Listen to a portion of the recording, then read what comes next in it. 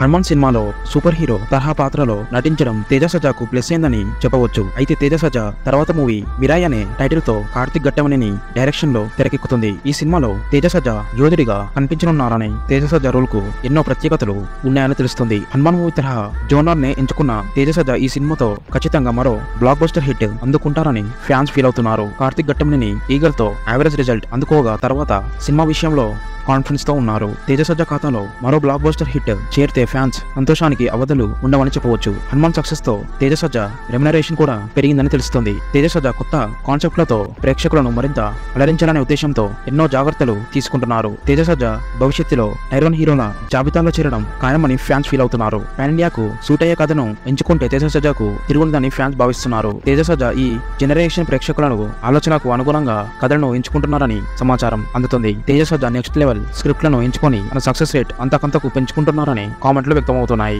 Mirai movie multi starrer గా తెరకెక్కనుందని తెలుస్తుంది. మీరు ఈ మూవీ గురించి ఏమనుకుంటున్నారు?